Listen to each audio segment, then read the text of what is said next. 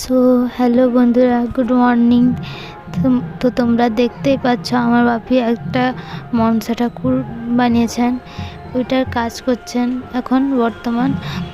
এখন মাটির কাজটা আপলোড করলাম, আর কিছুদিন পরে ঠাকুর ফিটিং হলে পুরো ভিডিওটা আপলোড করে দেব। সো ভিডিওটা এনজয় করো এবং কেমন হয়েছে কমেন্ট করে সবাই জানিও। টাটা। আর হ্যাঁ বন্ধুরা, সবাই একটু সাবস্ক্রাইব করো। দেখতেই তো পাচ্ছ আমাদের চ্যানেলে একটাও সাবস্ক্রাইবার নেই। সো সবাই একটু সাবস্ক্রাইব করে দাও আর পাশে থেকো।